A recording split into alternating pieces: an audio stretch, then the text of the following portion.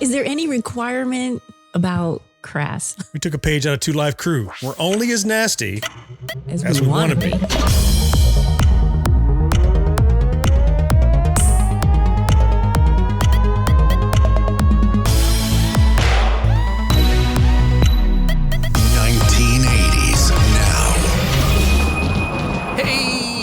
Welcome back to another edition of Another edition? It's like a newspaper now. Another episode of 1980s Now, a weekly examination of the importance of 1980s pop culture and its influence today. Hey, everybody, my name is Will, and joining me, as always, are my friends and co-hosts, Kat and John. Hello. Hello, friends. You can call me Weekend John. Different John on the weekends. Okay. Yeah. Right. Oh. Yeah. Hi, though. Hi. Yeah. Huh. It's a different version. So I think what we have to now spend the next hour evaluating is, what the differences are. Yeah. And which one do you like better? We'll take a vote, Kat, at the end. What's different? Hopefully it won't be tied. Split personality. Hey, we are officially in October. And look, I was already feeling kind of, again, that sort of spooky season, is upon us. And I've already crammed in a couple of more horror movies. Maybe at some point we could talk about, I know we've all seen now, what movie did we watch? Salem's Lot. Yes, that.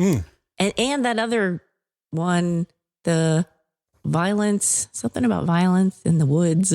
In a Violent Nature. Oh, you watched that. In a Violent Nature. Right. I did. Okay. What did you think about In a Violent Nature? I actually laughed at it a lot. Especially the yoga kill.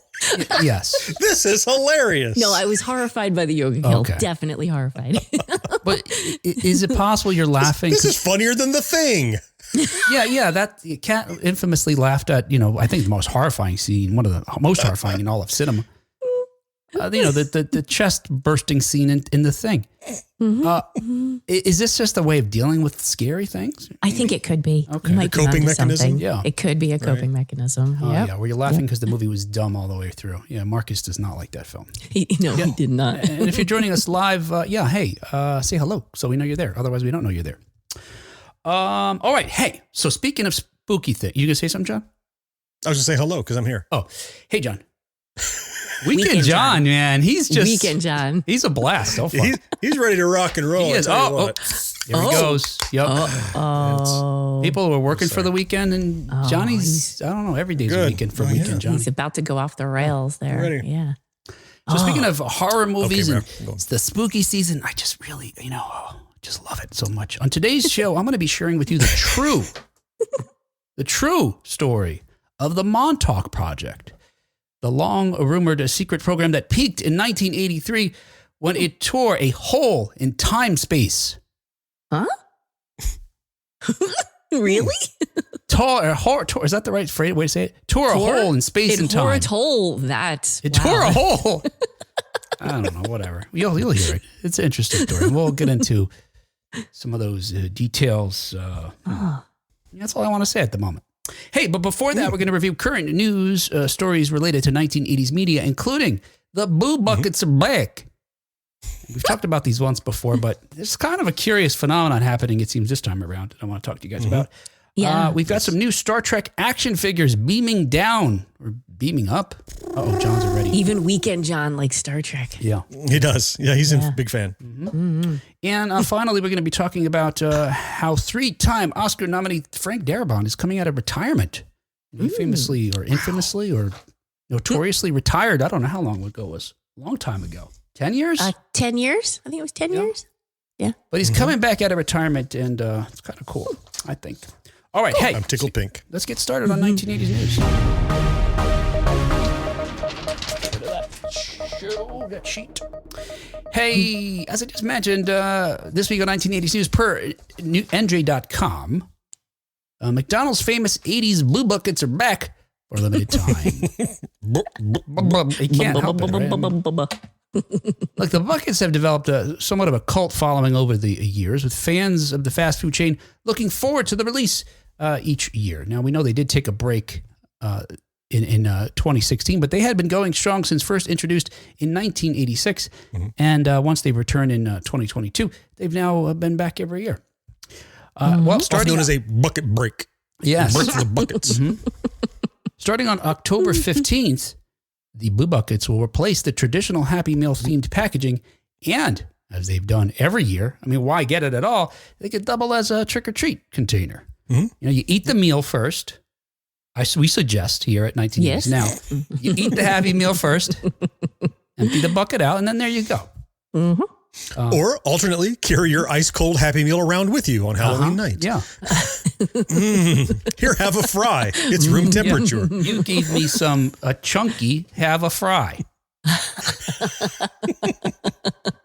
Some Have kind a of, bite. Have a chicken nugget for my almond. have a joy. bite, just a bite. You have a Just a bite burger of my and there are 3 burger. bites out. Yeah. Thank you. Just keep turning Or it you can if you're worried about germs. Or the trick could be throwing rancid nuggets at the house. Although they don't get rancid. They notoriously last forever. But if they No did. chocolate. Oh, that's Yeah. true. If they did. That's right. Yeah. The McDonald's Blue Buckets, which come in white, orange, green, and blue, also come with stickers. Blue. So children can customize their buckets. Now, so children can customize buckets.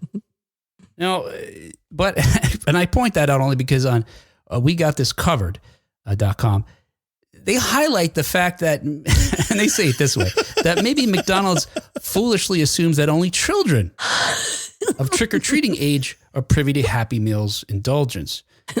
Because folks apparently don't like these buckets, and they've taken to social media to complain about the latest incarnation of them. I've got some quotes for you here.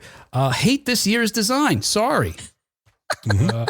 The originals had lids with removable center that helped keep your candy in the bucket when trick-or-treating. The new ones don't have lids at all, just a fancy handle, which is less function. Our favorite, which, is the headline of this, we got this covered. If their target audience was a landfill, congrats. Nice job. Yeah. I want to know about the lid part. Like, what are they doing with their buckets that their candy is going to go flying out? Well, why? Who else has a lid on their candy? I don't understand the need for the lid. Well, the traditional Boo Buckets, it was more of like a completing the shape of the bucket. And there was still like a, 4 or 5 inch diameter hole in the top where you could throw candy in or reach your little paw in and get some candy out. Beyond not even having lids this year, they have these almost like fake for the photo op lids, like the shape of the top of a lid, but it's flat and hangs between the 2 arms of the handle. Interesting. Like, yeah. Who's happy about that fake lid thing? Like, put in a lid or don't. Right. That's just dumb. Yeah, but, and I think your question is interesting, Kat, because it just points out that the fact that the folks that are worried about all these things are adults. Children are not on social media mostly. They shouldn't be. Certainly of the age that they'd want a Boo Bucket. But these people seem to be complaining on their own behalf. Not my kid's crying because there's no lid this year. Your kids don't give a shit. You get them a Happy Meal, they're overjoyed. The fact that they can use it to carry candy around, bonus. And they get to put stickers on it. I mean, this is covering 3 things that kids love. Yes. But Miss Cat, this one doesn't have a lid, so I can't trick or treat with it. Yeah. Right. This is bullshit. Yeah. Some of Kat's students are more mature. That's what that's true. Yeah, I don't get it. I mean, it's just, I don't know. I think kids are probably fine with the Boo Buckets would be my guess. Probably. And also kids are nostalgic for the 1980s ones. They don't even know. No. You know what the kids are going to be most excited about? The stickers. Right. Look, there's a sheet of stickers. You're going to get 3 stickers on a bucket, and the rest of them you will find throughout the year scattered around the house on the walls. Right. Or unwittingly There's like little wings and little stuck to your fangs and clothing. little pumpkins and Yes. Yes. Now, hang on. Come over here for a Decorating. second. You got bat teeth on your shirt. or whatever. Yeah. I wondered where that was. Damn. This year, McDonald's has got some competition in the Halloween bucket category because Dunkin' recently released their Halloween Munchkin buckets. All right, you got my attention now as an adult. Oh. You get a purple bucket illustrated with Halloween decorations. That's whatever. Okay. What? It's filled with an assortment of 50 Munchkin Dunkin' holes. All right. Trick or treat, bitches. Exactly. I mean, Happy Meal's great, but I don't even have to leave the Right. house to get any treats. Right. You can have your apple slices and whole milk. I'm going to Right. Dunkin'. And Happy Meal. 6 fries. When you get the Happy Meal size, it's terrible. There's time. Wow. Dunkin', really? Yeah. Right. Have you seen their, what does their bucket look like? Any better? Not that it matters. It's got munchkins in it, but how's it look? I don't know. Let's look it up. Let's see. Dunkin' Lay it on Donuts. All right. Here you go. Oh, all right. Cute. Oh, Yeah, I see it. So it's They're not so much a adorable. character, it's the spirit of Halloween in general with their Yeah. Look at all the It's little munchkin shaped witch and a munchkin shaped pumpkin, which is already kind of munchkin shaped. All right. Hey, another 1980s news as reported on Star But wait, Trek. I want to talk more about the munchkins because you had the okay. photo. Yeah. And then I saw it was all these different munchkins. I saw a chocolate one with orange sprinkles. And it's like a Right. variety of donut holes. Now I don't care so much about the bucket color or the characters on it or anything. It's just, Yeah, they're just. when does that start? I want that now. Yeah, I don't see. Does it have a date here? Weekend I don't have a John date here. is Yeah. hungry. Yeah, I'm ready for donut All holes. right, we'll It's do that. Sunday. Hey, after the show right now, we'll go get some Dunkin'. Okay, I'm in. The country runs on it. All right. Hey, as another 1980s news, as reported by StarTrek.com, or as John calls it, a porn site. Oh, There's going to be a new Star Trek action figure line coming from Nacelle, our buddies over there. The Nacelle company. You folks remember there's the ones who brought us those really cool documentaries. I mean, speaking of Star Trek, they have the Center Seat. That's right. 5 years of Trek, and the toys that made us, the movies that made us, and those. Well, they've struck a deal with Paramount to create a new line of action figures based on the iconic Star Trek franchise. Uh-oh, John's already got his money in his hand. What's up? Nobody else is doing it. Like Playmates had it. They put out some throwbacks and like, where is my Captain Pike? Right? Oh. Where are my new characters? And I know they're kind of digging deep in the library, but hopefully they'll catch up. Yeah, it seems like it's going to take a little while to get around to stuff. Maybe. I don't know. Well, aren't they taking feedback from fans? I That's think true. I saw something about that. Get your Yes. word in, John. Weekend John. Yeah, we're not sure exactly what we're going to see yet, but we do know that their figures are going to be inspired by the fan favorite characters and moments from the Star Trek shows and films over the entire iconic run of the nearly 60-year franchise. Yeah, we don't know yet. The list that was provided was basically every Star Trek movie or TV show ever made. So it could come from anything. Yeah. It could be anything. Can I share with you my Star Trek action figure addiction? I'm a recovering Star Trek action figure addict. Okay. When I was in college, 89, 90, 91, 92, right in there, that range, it was the 6 years I went to college, in that range somewhere. Yep. That was the heyday of Star Trek The Next Generation. And Yes. Playmates Toys had the license. They were putting out these 3 3/4 inch figures. And in my little apartment in college, one wall you could not see. Every action figure I got on the card, pinned up with a push pin. Wow. Because first there was a wave of 7 and I put them up there and that looks great. And then they came out with another wave of another 15. I'm like, let's add them to the wall until Oh my God. I was wrapping around the room. It was from the top of the couch to the ceiling of my apartment in college. Nothing but Star Trek action figures. At this point, they're all in tubs in the attic. But for a time, I had a sickness. Now, do you, at this point in your life, do you have a roommate? On and off. Okay. On and off, So that periodically. wasn't I a had one that challenge. was Oh. trying to drop out, so he wasn't always there. But it was a 1 bedroom, and so he had the bedroom, and so basically the living room was my room. Oh, okay. Therefore, I could just decorate it how I wanted. Right. He just had to deal with it. So yeah. Okay. Yes. Did you yes. have a girlfriend, or did they all run screaming? She was in the Star Trek club. Oh, that's right. That's right. Okay. Yeah. So she never And they left. lived happily ever after. Yeah, that's right. Yeah, it worked out. Yeah, I was well, wondering if your on and off roommate meant that they, walked in and they were like, "Oh no, I'm out. No, Keep the rent. Keep the rent this month. Fine. Yeah, like Kat mentioned, in addition to including, stuff I'm sure that the company's already planning, they're also going to be seeking ideas from the Star Trek fans on which characters they would like to see in future waves to complete their collections.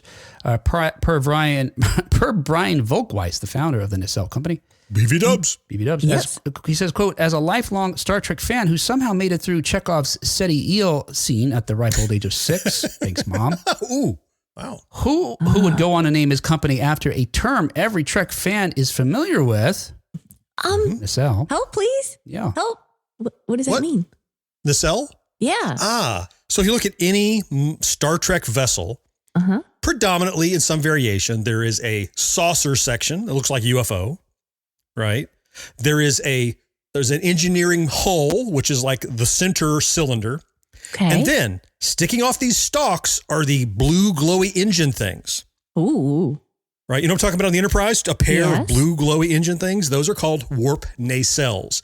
Those are the parts of the engine that create the warp bubble that allow them to travel at faster than light speed by leaping through holes in space-time. Hey, that's really cool. And do you pronounce it nacelle or nacelle? Nacelle, either one. Either I've is heard fine. of both. Okay. All right. Yeah. And so you see how much, of a true fan Brian Volkby says. He concludes his quote by saying, "I'm starting to think I'm in the best holodeck program ever made." He's living his best life. Yeah. That's awesome. Now, the website Red Shirts Always Die points out that there's still a few things to bear in mind. For one, there's a concern that the Nacelle's Star Trek line will be like one of the recent licensees and stop production after a year or two. Oh. And John, I'm not sure why that would be a problem, though, because I would think that would only make what you are able to get more valuable. Yeah, I think it is the scarcity. Probably there's that feeling that now I have a gun to my head, a phaser to my head, if you will. Is that when it comes up for sale? Set to stun, everybody. I've got to buy it, even if I'm not sure if I want it, because I won't get a chance to make my decision later. So it gives a collector that I got to buy them all now because I can't get them next year.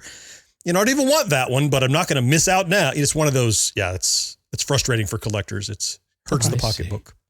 And then Red Shirts Always Die also points out that this leads to another issue, that the action figures currently priced by Nacelle, including a resurrection of biker mice from Mars, are a bit pricey with an MSRP of $34.99 US. Ooh. Yeah. For which similar size 6-inch action figures, which is in contrast to other lines by other brands who charge retail about $25. Wow. Yeah. Or if you're college Johnny, $5.99 a pop. Yeah. Well, Were those smaller? I guess they were. You said they Well, they were, were what, 3 like and, 3 3/4 inch, 4 inch, something like that. They were like like a this, and they're on typical a card Star that Wars was figure. well, it actually, Bigger. Well, yeah, it turns Bigger. out I have it here. Actually, Data could beat Darth Vader's butt. the Playmates toys were 4.5 inch. 4.5. Okay, Yeah, I'm taller. that's the other thing that Red Okay. Shirts point out is that they may be fans may be disappointed that the size, the scale won't be the same. So you can't. Screwed up my diorama. Oh, okay, you diorama. Well, this guy's closer in more in the foreground, so he looks That's bigger. it's forced perspective Right. thanks to Nacelle's new scaling. Yeah. I don't think they could beat up Chewbacca though. Mm-hmm. No, but probably your Jawa. You could probably yeah, stomp his probably. Jawa. Yeah. And finally, they say that the Playmates tried to resurrect their 4.5-inch line a few years ago, and they noticeably stopped after the initial wave. The trend has been moving towards 6-inch figures for years. More stuff I have to buy, allegedly. Hey, and finally, in 1980s news, before we get to our creepy 1980s tale, according to IndieWire, Frank Darabont was happily dragged out of retirement. So exactly 30 years after the Shawshank Redemption, which Darabont directed, he's got his next massive project lined up. We're talking about 2 episodes of the blockbuster series Stranger Things. Darabont famously stepped away from filmmaking after his short-lived TNT series Mob City aired for just 1 season in 2013. His last film was 2007's The Mist, adapted from the Stephen King novel. And now the Green Mile Helmer. Look, we're just working in all the titles. Just give me a list. Anyway, he's now explaining why he came out of his 11-year retirement to direct 2 episodes of the 5th and final season of Stranger Things. Quote, what really dragged me out of retirement was that my wife and I really love the show. End quote. There you go. Boom. There you go. That's what you need to know. I would love to be in that position, right? You're like an accomplished whatever. And you see something and you're like, I'd like to be, yes, I'd like to be involved in that. You just pick up the phone. Yep. Hey, can you reach out to these guys, see if I can direct a couple episodes? Yep. Right. What's your name again? Frank Darabont. Right this way, sir. Right. He continued telling the Daily Beast, quote, our content now is so filled with horrible people doing horrible things for greedy reasons, but Stranger Things has so much heart. That positivity is something I really responded to, end quote. Of course, this raised a big question for fans of Darabont, who, by the way, helped develop The Walking Dead back in 2010 and then was unceremoniously fired like midway of the 2nd season. Oh, really? And it's fairly controversial. Depending on who you talk to, it's why he was let go. And But he actually filed a lawsuit against AMC in 2013, claiming they owed him $280 million in damages. Wow. How's he walking? Yeah, right. Yeah. Damage like that. Show me on the Bedridden. doll where the 280. Well, you got 150 was done here. Right. That'll leave a mark. But yeah, we're wondering, hey, is this, so he's back to do this TV show. Is he going to be directing more movies? Is he going to help develop other shows? That'd be fantastic. Well, when asked about this, he said, quote, "Who knows? I haven't missed the business, but I have missed being on set with creative people. It may well be one and done, but we've still got time," end quote. Now, the most surprising thing to me about learning this, which this story just came out, was, wait a second. Season 5 hasn't come out yet? Like, doesn't this news suggest he hasn't directed them yet? Well, it turns out, it's still being filmed. As recently as October 4th, executive producer Sean Levy shared some behind-the-scenes photos.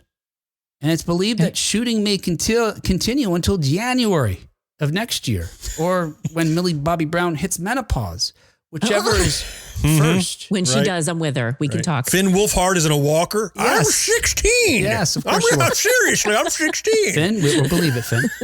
We'll fix it in post. We'll paint out the walker so you're just walking funny. We can't see it. It's like, why is It's those? a green walker with green tennis balls in the bottom. I want to see the behind the scenes photos. They're going to have to explain why he swings his arms the way he does. Some kind of weird accent. It's how he walks in the upside down. Yeah, and it turns out, while we don't know specifically, some have speculated we may actually not see the series until 2026. Jeez. Millie Bobby Brown just got married. Yeah. And she's starting a whole life and she's doing other, she's decreasingly matches the role for which she is playing in Stranger Things. Yes. And you saw in season 4 already, it was stretching it. Like, I think only a few months are supposed to have passed between the 2 seasons, and goodness gracious. They need to leap forward in time. That's what they need to do. You would hope. Right? Yeah. I was just speaking of BV Dubs and the Nacelle Corporation. Yeah. They've been coming out with a whole bunch of these Icons Unleashed series. Not just like 4 or 5 of them in a row. They did the James Bond series. They've done Tom Cruise. They did a Harry Potter, talking about those child actors. And I never thought about it back then. Like the creatives behind Harry Potter had this ticking clock of puberty hitting these kids. And so they were making movies like solid for 7 years. Yes. Not like take a summer off and do it and we get it right back to production. Now, what I will say is that was incredibly rough on these child actors, and they talk about that in the series. Sure. So on one hand, these stars of Stranger Things have been afforded the opportunity to have their own lives and careers. They're not time locking. They're not year locking the actors into doing this in a certain pace. But the downside is they're not writing their ages into it either. They're continuing to try to go, no, they're all 17. Yeah. They're all 16. I think a leap forward would be a phenomenal way to end the series with its final season, to see them in their 20s dealing with this. Yeah, I don't know. Otherwise, it's just up to us to suspend reality. Yeah. That's our job. Blah, blah, blah. They're totally young. I can't see it. And I did struggle a little bit with that last year, or last season, which I say last year, that was probably 2 years ago now. Probably. Yeah, I think it was. Come on, Will Byers. I'm right behind you. Yeah. I'm coming. We're all afraid of the monster. Let's face it. We're all going to watch it. It doesn't really matter. But yeah. Oh, yeah. No, we are. Yes. Gotta see how it ends. Speaking of Frank Darabont, the Shawshank Redemption, one of my top 10 films of all time. Love it. And I used to consume everything I could, special features on DVDs and stuff. And I remember seeing an interview with him where he said, it's like I specialize myself in Stephen King short stories. Yes. Beyond that, I seem to specialize in Stephen King short stories about prisons, which he had done 2 films about. That's very niche. Yes. Yeah. It's like, so I guess when I run out of those, I'll have to stop directing. He kind of did. Yeah, it's funny. That is funny. Yeah. So what was the other one? Wait, so it's Green Mile and Shawshank. Green Mile. Okay. Yeah. Yes. And then The Mist was also a short story, I believe, right? It wasn't a full novel. Was there prison? Was there prison involved? No prison in that one. No prison. Now they were holed up in a convenience store, but that wasn't a prison. Yeah. Well, depends on your perspective. Yeah. Like prison. All right. Hey, speaking of prisons, we're looking to get out of the show as quickly as possible. So I'm already going. let's, Weekend Johnny. Johnny never showed up. Weekend Johnny's been here this whole time. The Mountain Dew hard cider is helping, so that's good. All right. Hey, that was 1980s news. What are you drinking? Mountain Dew cider? Hard cider. Seriously? Mountain Dew makes a hard cider? Hell yes. It's for Weekend Johnny only. What's Weekend Will drinking there? And That's Will is another drinking tall can. vaguely flavored water. Yes, but it's hard though. Hard water, like minerals. It's got a lot of minerals in it. Hard water, very limey. Yeah. It leaves a crust around his lips every sip he takes. That crunching noise you hear is Will wiping his face. He's going to need some vinegar after that. It's like salt deposits building up. I need a filter. All right. Hey, as we mentioned at the beginning of the show, I'm going to share with you a true. Now, usually I put crime in quotes because it's not usually a crime necessarily. Yeah, right. And the true I leave alone. This one I'm going to put the true in quotes, and we'll talk about after. But I'm going to tell you right now the story that I'm going to tell you, which was compiled from a few different sources, comes primarily from one, which again I'll mention after we're done here. Okay. So some of what I share with you right now is factually accurate. Most of what I share with you was documented by the people who experienced it, and they claim it was true. They have not let on otherwise. Okay, but still, air quotes. Was it actually a crime? So there was a crime. No, occurred? yeah, it's not even a crime. It's just a true tale, creepy tale from the 1900s. Okay, all right. There you go. So I don't know what this is about yet, but Kat, quick sidebar. Knowing the things that Will judges are silly to believe, like my cryptids and my aliens, true in quotes means Will doesn't believe it. So we shall see. Good point. Thank you. Hey guys, I just happened to see you guys talking over to the side, so I came over here. Oh, yeah. I heard what you said, and I think it's fair. Totally justified. Okay. All right. I'm going to, as always, for folks listening, I'm going to adopt a silly voice as best I can. Yes. Consistent with what I understand true crimes to sound like. I'll play some music in the background. But if you have any questions, comments, or any better jokes, please stop me and let me know at any time, and we'll take care of that. Otherwise, we'll pause every now and then in a very dramatic fashion to allow for some discussion. Squawk. I'm going to pay careful attention to the music in case there's any meowing. There's no meowing, Kat. Please, Kat, please don't pay attention to the music. That was just... This is for the audience. This is ambiance. It's okay if you don't pay attention to me. All right. Kat watches movies and looks in the background actors. I saw him in another movie. Right. I saw him.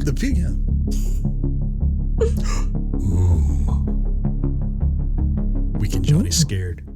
Although it was late 1955, the anonymous package read Happy Easter when it arrived at the U.S. Office of Naval Research. Once opened, it revealed a copy of Morris K. Jessup's book, The Case for the UFO, Unidentified Flying Objects. Oh. Look, John's all proud of himself already. Look at yes. He's reveling. Nailed it. Weekend Johnny's reveling. This curious edition of the book, however, was filled with handwritten notes in different shades of ink, appearing to capture a debate between three individuals. The trio, it seemed, agreed upon two things. One, the author of the book was close to discovering their technology. And two, something must be done. This is the true story of the Montauk Project.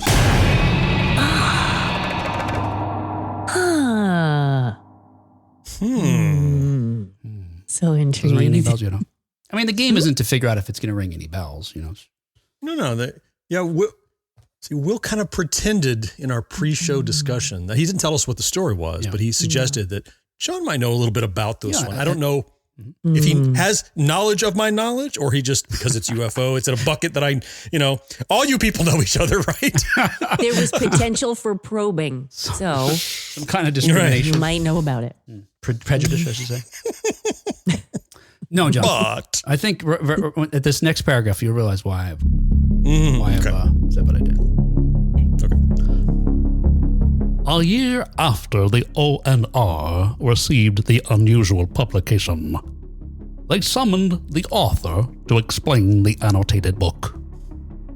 Immediately upon examination, Jessup noticed something familiar. The handwriting of the scribbled notes resembled that on a series of letters he had received from Carl Allen. In those correspondences, Allen told tale of secret government research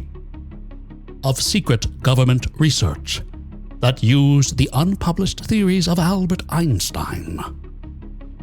Allen claimed that in 1943, an experiment to make the USS Eldridge invisible to radar instead vanished the Navy ship from existence for several minutes before it reappeared in the Philadelphia shipyard.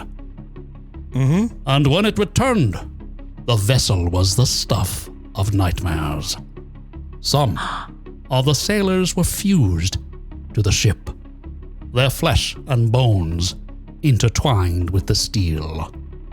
Those more fortunate simply went mad. Oh, man. Yeah, that's the kind of thing Kat would be laughing uproariously at. Yeah. Look at that dude. Look, they're fused into the ship. That's hilarious. He's still alive, but he won't last much longer. I mean, half of his body is part of the ship. Kill me. That's so funny. See, she's still laughing. I'm Fused in coping. the ship. I'm That's coping. funny. He's I'm coping. Just a side note that I find funny. This guy, Carl Allen, was a merchant marine from 1942 to 1952. During his lifetime, he used many aliases, including Carlos Miguel Allende and Senor Professor and Colonel Carlos Miguel Cristofero Allende. And Cerveza Crista. And one time when he wrote to the rocket engineer Werner von Braun, he went as Dr. Karl Merid Allenstein. Esquire. Allenstein. So I don't know exactly where you're going, but I'm from what you've said so far, I think this relates to the experiment of the same name. Oh, it's just, yeah. Long Island, 1971. Oh, flash forward. Electrical engineer Preston Nichols did not believe in paranormal activity. So, Like Will. he was thrilled to receive a grant to disprove the existence of mental telepathy. Like To Will. disprove it. To disprove it. Okay. Was the fan. Will would take okay. a grant Yes. to disprove anything that we find fun. Yes. To his surprise, however, Nichols soon determined that psychic phenomena not only existed, Oh. but it behaved much like the radio frequencies with which he was more familiar. And in 1974, a few years into his research, Nichols noticed something peculiar about the psychics he had been studying. Every day, at the same hour, their abilities would be rendered ineffective. Their thoughts were, quote, jammed. I call that 3 p.m. for myself. Like every day at 3 o'clock, I'm like, I gotta just chill out for a little bit here. 20 You minutes. get jammed. Yeah. All your abilities. Little did you know you were writing telepathily and then Oh, you were gosh. getting jammed up. You're right. See? Could be. Yeah. You're channeling the thoughts of aliens, actually. Oh. Blues Connection. Could be true. It could be true, John. You don't know. Suspecting Grant to prove it. I'm writing grants for to disprove psych. That's what I'm doing. Yes. But don't try to write them at 3 o'clock. No, that's what John's jammed going up. to do. Suspecting that the psychic interference was caused by an electronic signal, Nichols scanned the airwaves. Soon, he learned that whenever the telepaths were rendered powerless, a 410, 420 megahertz frequency appeared. But from where? Desperate to find the source, Nichols did something I imagine John would have done. He placed a modified TV antenna atop the roof of his car, attached it to a VHF receiver, and went driving. He's going to triangulate the source, Cat. The powerful signal made quick work of Nichols' task, leading him straight to the eastern tip of Long Island. Yes. Oh. But just the tip, though. It was just of Long Island. The frequency was coming directly from a football field-sized radar reflector, sitting precariously atop a building on the Montauk Air Force Base.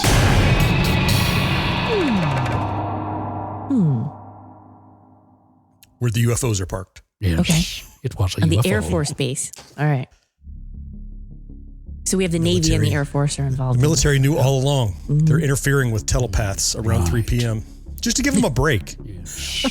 Everyone, get a Dunkin' Donuts 50 donut hole Munchkin bucket. Let's go.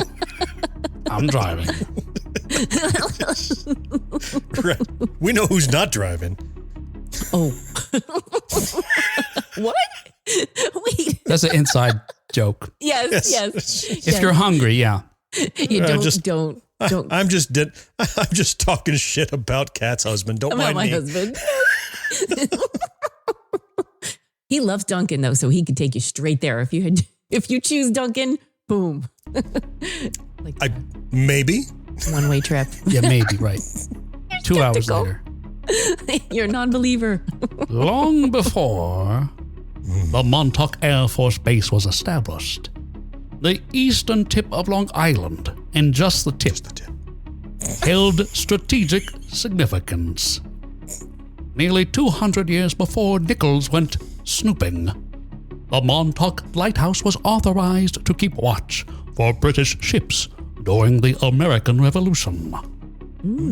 And because its location midway between two major American cities made it vulnerable to invasion, the military installation continued to grow throughout the First and Second World Wars.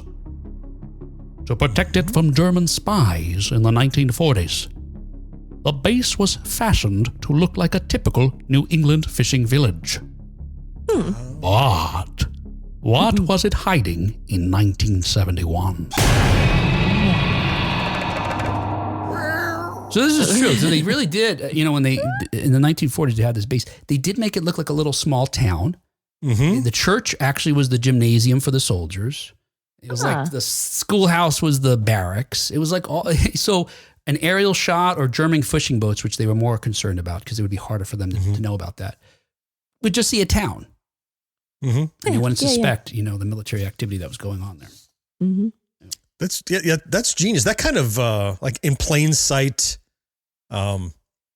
camouflage, I guess, is like during World War II, they did a lot of that, but it was more of like just with the literal camouflage, the big nets, and you would render things invisible. Yeah. That or they would make them look like, innocuous things like they did here at the base. So, but what else did what did you disguise the satellite dish as? It looks like a Shoney's big boy holding aloft. Instead of a hamburger, he has a large satellite dish. Don't mind this. It could be a hot dog bun. Yeah, that's what it was. It's a plate. It's the plate. Yeah, the burger's on it. Yeah. Boop, boop, boop, boop, boop, boop. Hamburger. When Nichols found the source of the telepathic kryptonite, he thought it must have been generated accidentally. Although the base was still active in 1971, Nichols couldn't imagine a use for an antiquated radar system. Unfortunately, the tight-lipped security stationed there were of no help. They would only say that the array was used as part of an FAA project. And while Nichols found this justification to be unbelievable, it was not as remarkable as the truth Nichols would later discover. But he would need to wait a decade before he would remember it.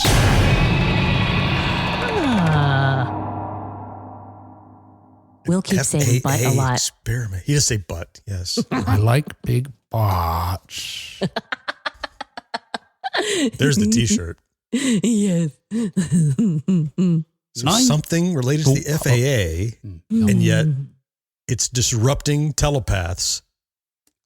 Verified by the funded, the study that was funded. So first we know telepathy exists. Is that part of your in quotes true, I'm sure? And then the fact that they're being disrupted, also part of Will's in quotes true. Yeah. But the I mean, FAA, is that Federal Aviation Administration? Yeah. Administration? Yeah. Yep. Yeah, I would think so. Are they involved though? Because the people there were just saying, oh, it's just an FAA thing. We don't Part of the smoke train? Yeah. Okay. I'm super intrigued. Let's find out. Me too. 1984. Oh, good year. Nichols had been researching metaphysical phenomena for 13 years when he learned the Montauk Air Force Base had been shuttered. Finally, Nichols could examine the mysterious installation without fear. Or so he thought. Or could he? When Nichols arrived, he found the main gate was open, and the windows and doors of the buildings throughout were likewise left ajar. Huh. Furniture, equipment, and documents were everywhere. It was as if the military base had been deserted, and in haste. Yeah, that's a GTFO situation. It's Yeah. like, just leave everything where it was. Yep, get the order out. We got to go. Brad's got an idea. Yes, Brad, that's No correct. Googling, it's the ANFPS 35 radar. That's correct. No Googling, Brad. Yes, don't get ahead of the story. Stay with us. Hey, Nick. I'm not looking at the comments. I don't want to be spoiled. As Nichols searched through the debris-strewn Air Force Base, he found the remains of odd high-voltage equipment. But his most curious discovery was a man living among it. When the stranger's eyes fell upon Nichols, however, he was more frightened than Nichols. "It's you," he said, sounding terrified. The man explained that he had not only been living at the deserted base, but he had been working there when it was abandoned a year earlier. Oh. Then, the stranger told Nichols an experiment had forced the military to flee. The secret project had opened a portal to hell and freed one of its monsters. Whoa. And the man who led this endeavor, the stranger concluded, was Nichols. What? Is the dude him from the future? Then he would have said, "It's me." He would have said, Right, "It's you." yeah. Yeah. Said, "It's Maybe me." it was Weekend Nichols. Oh, Having a split hard personality. Sleep it off, Weekend Nichols.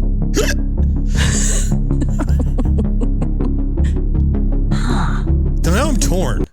A portal to hell. What's that got to do with UFOs? Nothing. But then we're working our way back to telekinesis, right? And extra. What are you laughing at, Will? An John, extrasensory perception. I'm laughing being at jammed this. up.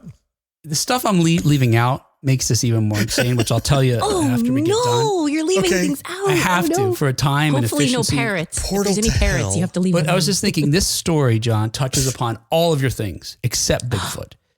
But otherwise, and we can modify it to make it Bigfoot is the monster that came out from Could hell, we? maybe. Yeah. We can add that. It's the Bigfoot from hell. That's another movie I haven't seen. Yeah. That could be great. Terrifying. The Montauk Bigfoot from hell. Greenlit. Call Netflix. You joke. We know that you'd be watching that since it came out. Yep. Nichols doubted the unusual man's story. After all, Nichols had never worked at the Montauk Air Force Base. And monsters from hell were the stuff of B-movies. Nevertheless, Nichols continued to research the mysteries of the Air Force Station. As he spoke to long-term residents of the community, their bizarre accounts only raised more questions. Several townsfolk told Nichols it once snowed in August. Oh. The chief of police revealed that crimes were perpetrated in specific 2-hour blocks. They're on a schedule. It's 6 o'clock. Get Yeah. burglaring. Get burgling. It's all the telekinetics on a rampage. Like, I've lost signal, and they go crazy. Yeah.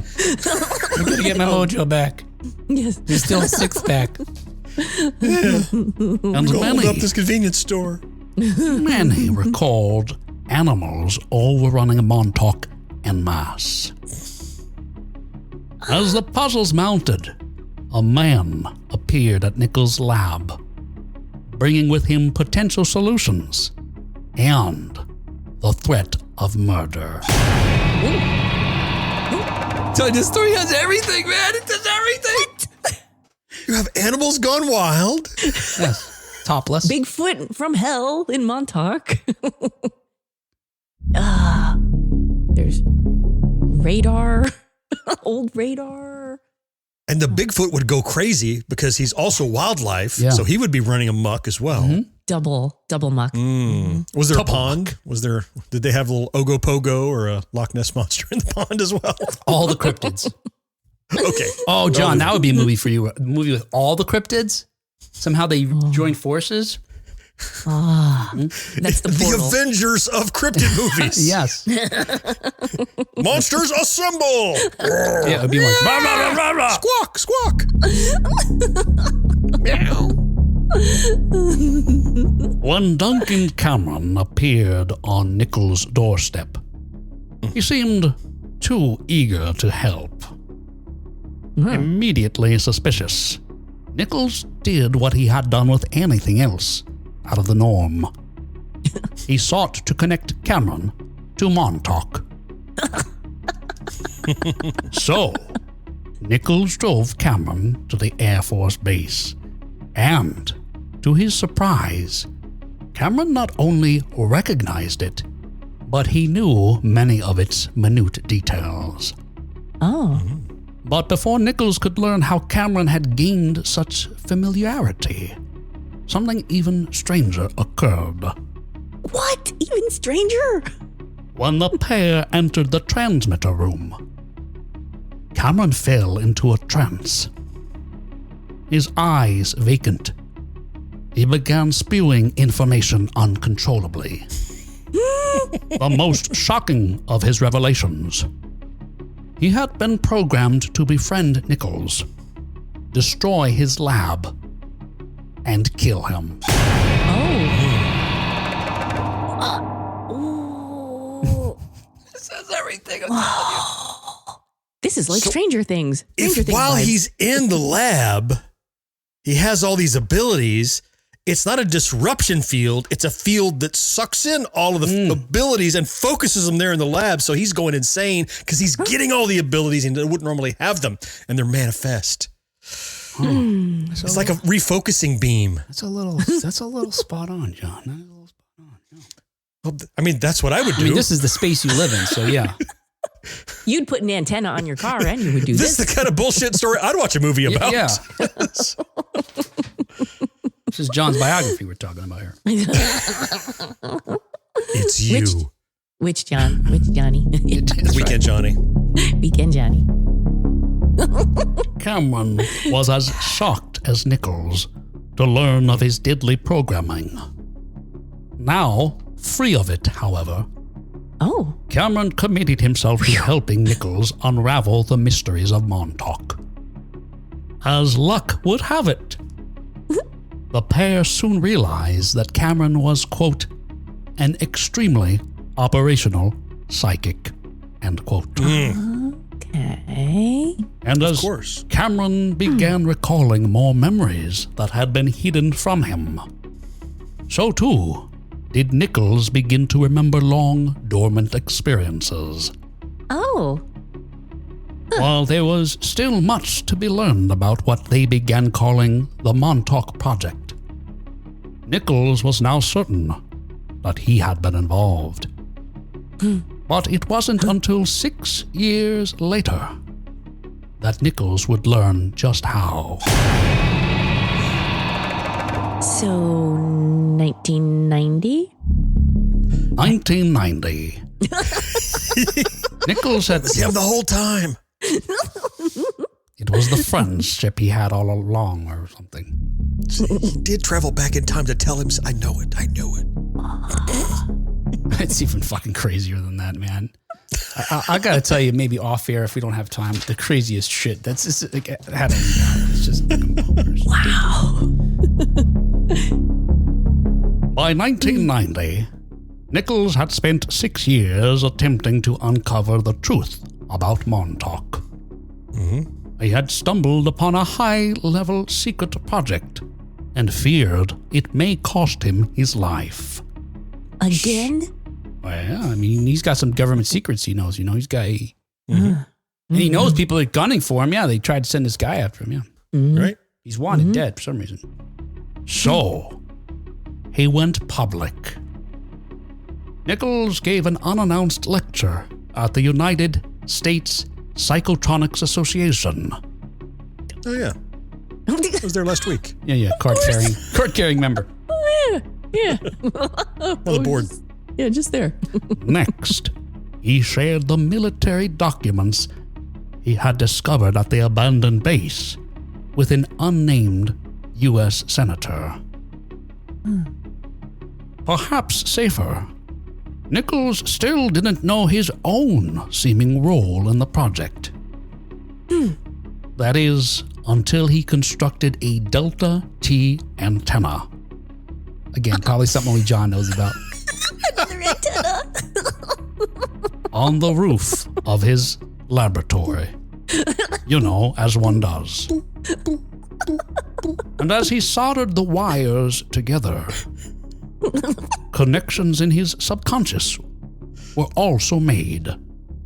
Damn. Suddenly, Nichols remembered everything. As he soldered, he remembered everything. Yes, because he's a robot. Wow. I don't know what I think about repressed memories, but I mean... Oh, we found the line. Well, but if they're not pulled out of you by a psychologist, but rather invoked by soldering, it's more believable. But a 1 in 50 electronics kit, yeah. Yeah, you're right. It's one thing if someone convinces you, but like if he revealed them to himself, it's a little more believable because most of it, like in the Satanic Panic, a lot of that was like suggestion that was kind of laid into the minds of these people that remembered something. But yeah, Michelle remembers. Unless he's insane, which I suppose is a potential. Yeah, he's remembering on his own by going through some exercise and possibly a somatic trigger is doing pulling in it. some delta waves he otherwise was not being focused on. I honestly expected when I read this that he's installing the antenna, it was going to be struck by lightning, and then that was going to be the thing. No, he was just soldering wires. Right, and he remembered. That's right. I'm Benjamin Franklin. Right. I remember now.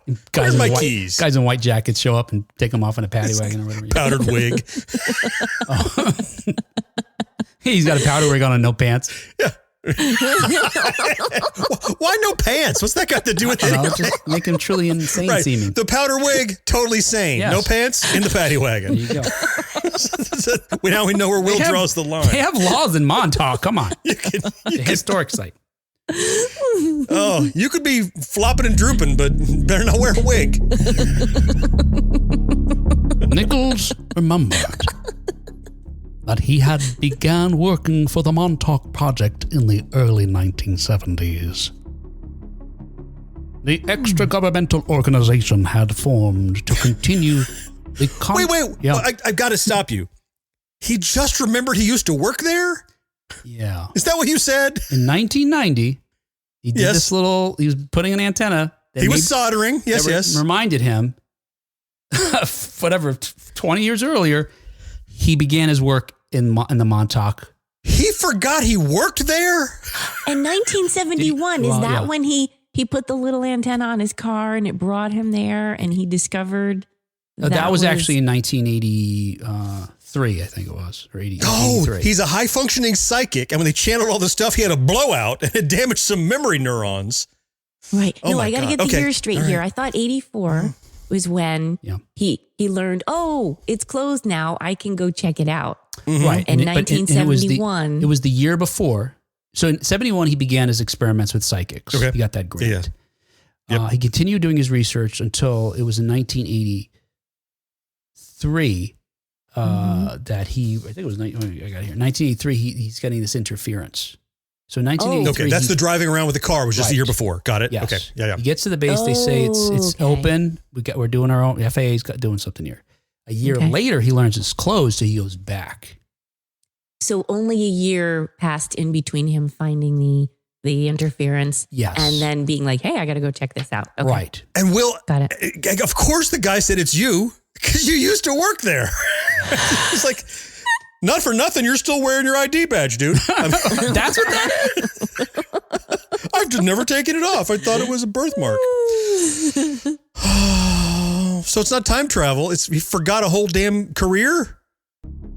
Right. All right. The extra-governmental organization had formed to continue the controversial scientific goals of its predecessors from decades earlier. The team was to create metaphysical tools that could assist the U.S. military.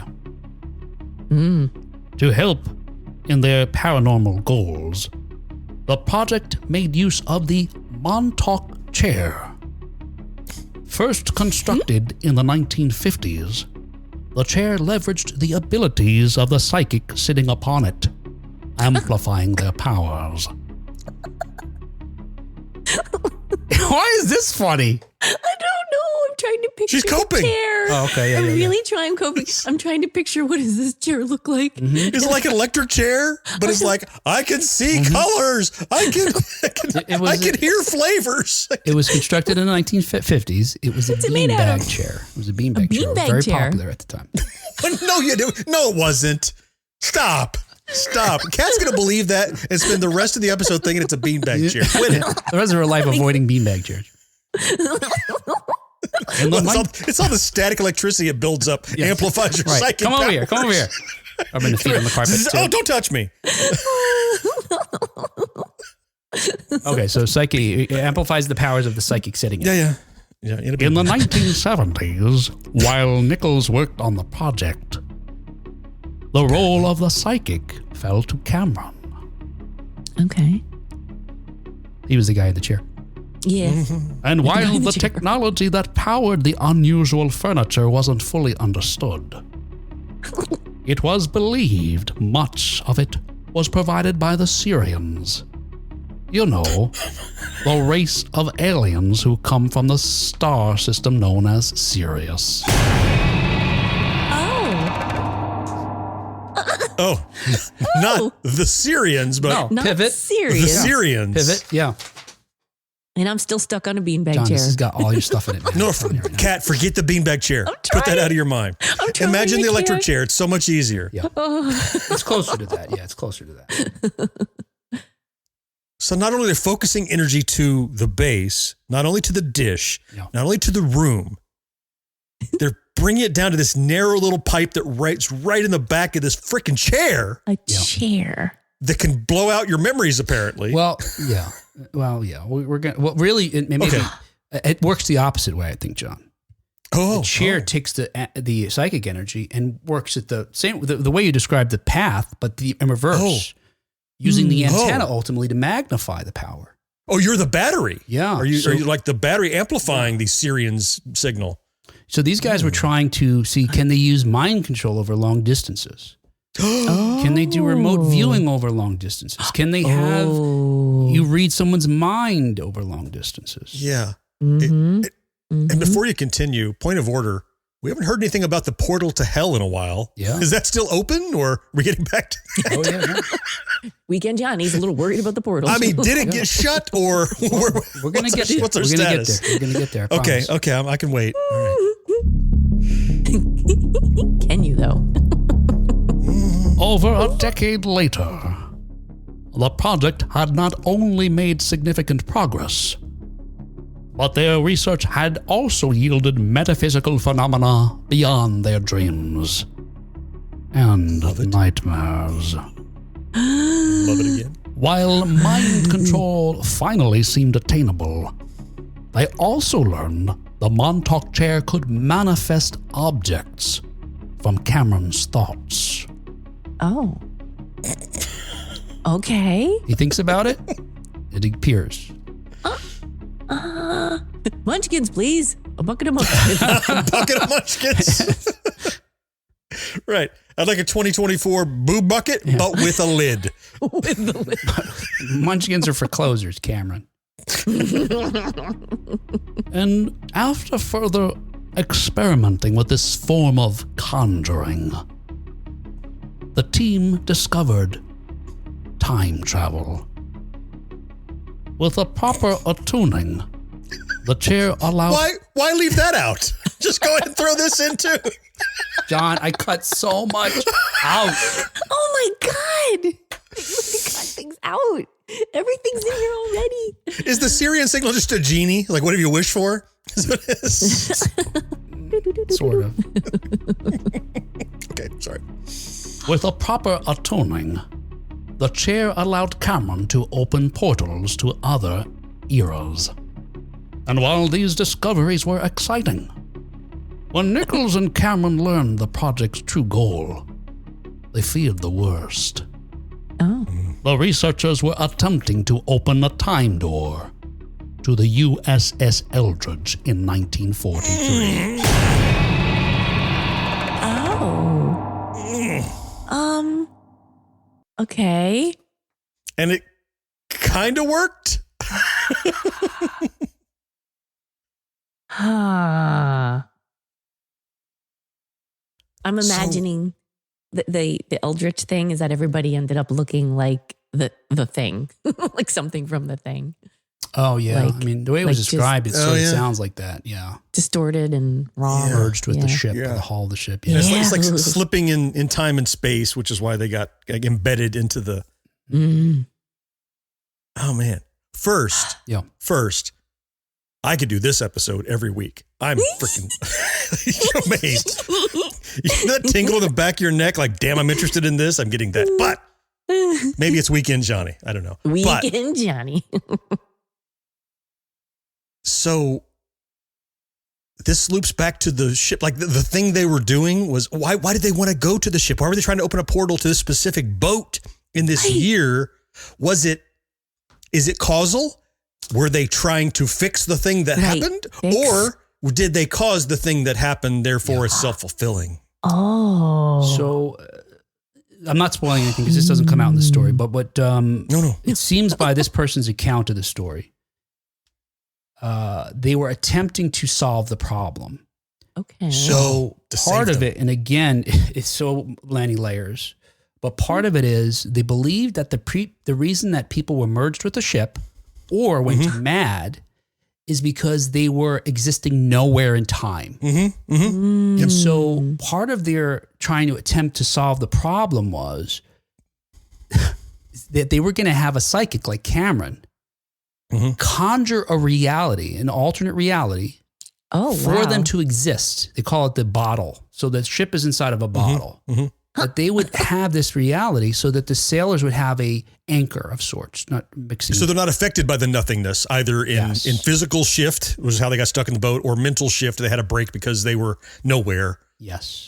So they would think they're still on a ship in the water or whatever, because as long as Cameron was creating this for them. Wow. So that's part of it. But if you cannot actually change the past, it's more likely they actually caused it. Yeah, They thought they were fixing it, but the act of fixing it is what caused it to happen in the first place, which is why they're aware of it, which sent them back to fix it. could be. Ooh. Yeah. Especially the way it comes. The way it comes No, to the end, I've done the math. I've verified. That's what's going on. Yeah, and we're just a few paragraphs away from an ending, and But Okay, why would they okay. go back why would they go back to fix Because it something that already hadn't been happened. broken? Because it had. That's the thing with cyclical time travel. Yeah. It's always happened. Even though you don't know you've done it yet, you will because you did. Metaphysics is awesome. it is awesome. I agree with that description. It is awesome. Also, he would agree with the literal definition of incredible. Yes. Credulous, even. Yeah. Meaning something not credible. By 1983, Nichols and Cameron's concerns peaked. The project, they determined, must be stopped. To do so, they would leverage the combined powers of the Montauk chair and Cameron's psychic abilities. But they weren't quite sure when to enact this contingency. That is until August 12th. Now, on August 12th, 1943 is when the USS Eldridge disappeared. Okay. On that day, August 12th, 1983, Nichols and Cameron continued their experiments as ordered, when suddenly, strange phenomena began. Well, stranger than, a lot of strange shit's going on this whole time, but... Something weird finally happens. Stay tuned. Finally, this story's interesting. Oh, I'm there. The otherworldly equipment began to whir and click until it appeared to sync with something beyond the scientist's perception. The Syrians. When? Is it the Syrians that gave Doc Brown his nuclear... That's exactly what I just was thinking of. They're working together. The Syrians have teamed up with the Syrians. Yes. Maybe that's what he meant, not the country or the... Yeah. All right, so they're clicking in on something here. When, as often would, a time portal opened. Sorry. Oh, something beyond a scientist's perception when a time portal opened. On the other side, the USS Eldridge. It already happened. It was time to destroy the project. Now, this is, I didn't, again, I cut out so much. And this would have been a cool thing to work in. But I'd have to plant it earlier, so I'm just going to tell you guys. Okay. Duncan Cameron is the psychic in the chair. In the full story, at some point, I'll just tell you it this way. At the end of the time tunnel, we see the Eldridge. Yeah. On the deck of the ship, we see Duncan Cameron. Oh. Is he in the chair? No, he's on the ship. He's in the chair and on the ship. And Nichols makes sure that Duncan or Cameron doesn't see himself for fear that it'll affect the time, it'll be a paradox issues. Yes. What Cameron later learns, or at some point when his memories, revealed, he said he was on the Eldridge in 43 and he jumped through the time portal and wound up in 1983. And that's ultimately the Cameron that comes and visits Nichols at his lab. Oh, damn. Oh, so yeah. Are there two Camerons walking around now? Again, I'm not going to get into this. It's just too crazy. And what happened to the one who was already in 83? And actually, there's a lot of it's not even covered in the stories. Okay. So he went and killed the other self. Because he's younger now. Well, yeah. You'd have to, right? All right, we're almost done here. As the others gathered at the Montauk Air Force Base stared into the temporal tunnel in amazement, Nichols crept to Cameron, still in the Montauk chair, and whispered, "The time is now." Immediately, Cameron imagined a hideous monster. Oh, Bigfoot. And instantaneously, from hell, the Montauk chair conjured the beast. There in the base. For what? The horrifying creature began feasting on anyone in its sights, destroying anything that stood between it and its prey. What? The surviving supervisors ordered Nichols to shut down the generators powering the equipment. But that failed to stop the beast. It had manifested fully in our plane. The experiment continued unabated, as if powered by another force. Oh. So, Nichols destroyed the equipment itself, and finally, the monster faded into the ether. Again, I didn't put this in, but they start destroying equipment, the generators, etc., and still going. And the theory Nichols has is because they are connected to the Eldridge, to this time thing now, that it's getting power from the Eldridge. And one of their plans is maybe we should send some of these guys through the tunnel on the Eldridge to shut that ship down too. Oh So there's no power from anything. But ultimately, Nichols just starts smashing everything. This looks important. And sets fire to the circuits, etc. Yeah. And so the monster, like there were two things happening, like the tunnel was happening, the experiment was being powered, and also there's a monster running around. Not for nothing. Powered by the equipment. Yeah. And then faded away when the equipment was destroyed. Yeah. Okay. You know, like if you kill the main vampire, all of the other vampires melt into dust. Right. Yes. Exactly. They just weren't sure the main vampire was. Yeah. Okay. Is there more? You have more? Yeah. Just to wrap up. It's okay. Yeah. Go. And then we could talk Brandon's about some invoking the Stay Puft Marshmallow Man at this point. Yes, that's a good analogy. Yeah. What did you do, Ray? Following the events of August 12, 1983, the Montauk Air Force Station was abandoned. Again. The most important and incriminating equipment was removed, and those who survived the deadly incident had their memories wiped. With what? Ow. Yeah. Today, it's possible to visit Camp Hero, the home of the base, which opened to the public as a state park in 2002. You may not want to linger too long, however, because according to some, the experiments continue in secret today. I want to go. I know where John's going when he goes to Long Island Yeah. RetroCon next year. Oh, man. You kidding me? So just one show note here as far as this story goes. Most of this is a very abridged version of the story told in the Montauk Project, Experiments in Time, written by Preston Nichols himself and published in 1992. Okay. Now, All right. any bit of this seem familiar to you at all? Secret, Well, I extra-governmental thought about Stranger experiments. Things. It kind of made me think of Stranger Things. Yeah. Yeah.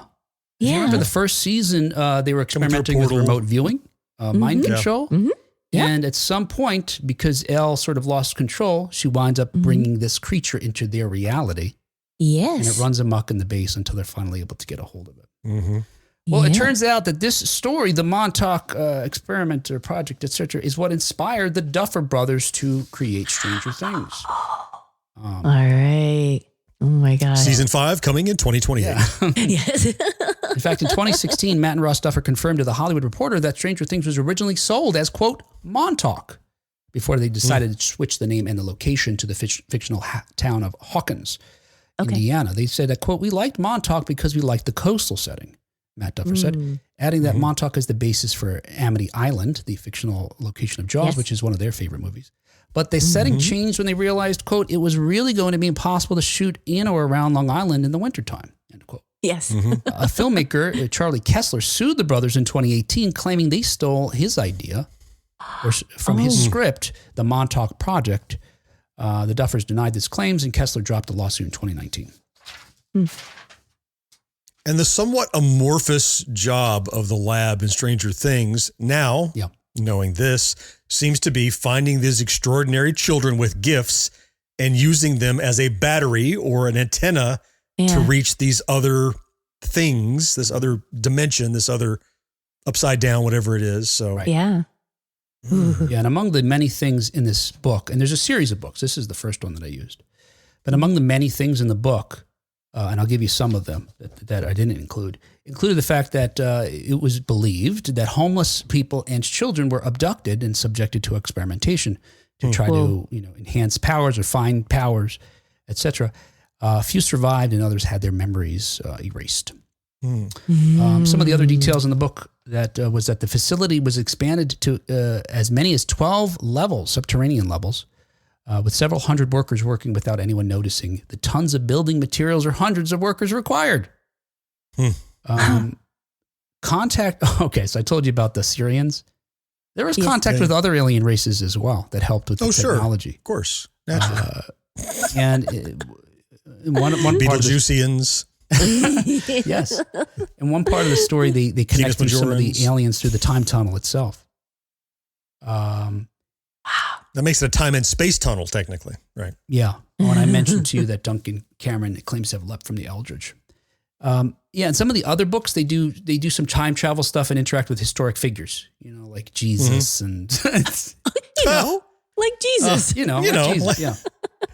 Now, while the Demogorgon bears very little resemblance to Sasquatch, I will point out that he did have big feet. That's true. All right, very good, fair point.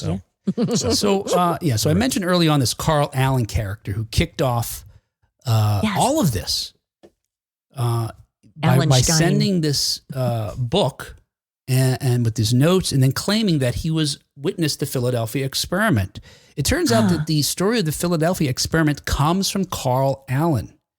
12 years later, after he had sent that annotated book about the UFOs, he admitted that he made the whole thing up. Oh my gosh. Oh. Now, remember Preston Nichols' story, though, includes the Philadelphia experiment as sort of kicking off his involvement with the Montauk Project, etc. He died in 2018, but until then, he had maintained that it was absolutely true. And there's other authors that played a role in helping him write the books also maintain it's true. If you research the book, when they start coming after you, you've got to recant if you want to stay alive. You're right. He is dead. Whoa, he finally caught him. See what happened? Ooh. Yeah, he maintained it's true, but the book is considered fiction because of many of its historical inaccuracies and incorrect references. And there's a bunch of stuff. Well, wait. Which part? Which part do they think is fictional? See all. There's even small things that I thought, like he says the radar array was a football field size thing. I think it's 40 feet. It's actually 40 feet wide. Yeah, I mean, that's huge. It's so small. That's right. Like that, but turns out it was a beanbag after all. I was going to something to do with the chair is the fiction part. Yes. Right. Well, yeah, and if you think it was more of a couch or a love seat, technically. And the story lives on today. Jeez. Many folks, just like John, cross your fingers, hope that he'll meet a cryptid face to face one day, a friendly one. Or a mean one that I can fight. That it used to be this big. What's the smallest cryptid? But people believe the Philadelphia experiment still, and they believe the Montauk Project was real as well. So, and as recent as 2020, a gentleman named Joe Lafreno, who he has worked at the Camp Hero State Park for 18 years. So it opened to the public. He's been I think a security guard there. He says that he told the New York Post in 2020 that, quote, "It's a place that's dominated my life and my nightmares," end quote.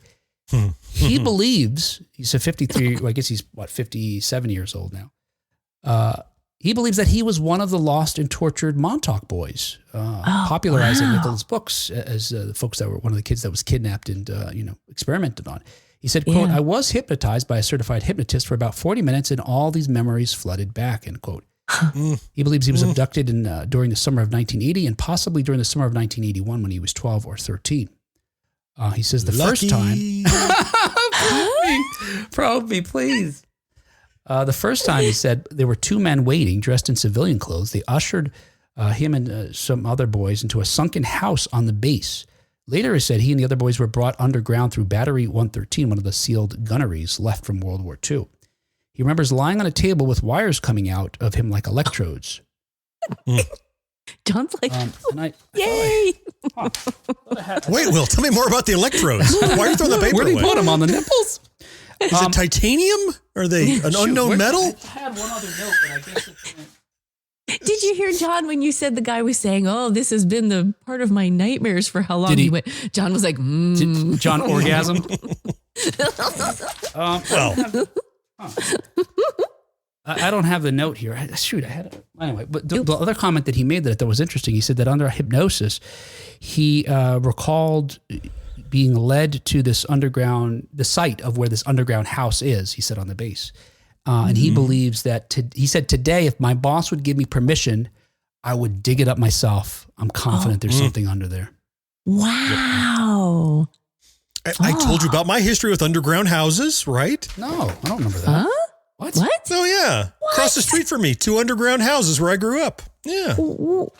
And they had satellite dishes, allegedly for pulling in HBO, but This sounds vaguely familiar. What? oh, it's all true. Underground No, I houses. don't- I'll tell you about it sometime. Yeah, they were It's- underground please for do. like what efficiency purposes. That's right. Yeah, they're built into the side of a hill. That's Yeah, I right. kind of remember that now. Yeah. Mm-hmm. Underground. Yeah. Well, there you go. My hope is to bring you more strange and unusual stories throughout the rest of October. Yes, please. But there Yes. you go. Yes. That, however, was the show. And that show was brought to you thanks in part to our early adopters like Rick Parker and Karen Flieger. And thank you especially to our Secret of Our Success level Patreon supporters, Marcus Taylor, Tony Great, Nick Guillory, Matt Marino, John Henderson, and Brandon Greer. Thank you so very much, guys. We certainly appreciate your support. Again, literally, it helps us pay the bills and also lifts our spirits. Yes. Couldn't thank you enough. If you'd like to Thank join you. these folks, please head over to patreon.com/1980s now.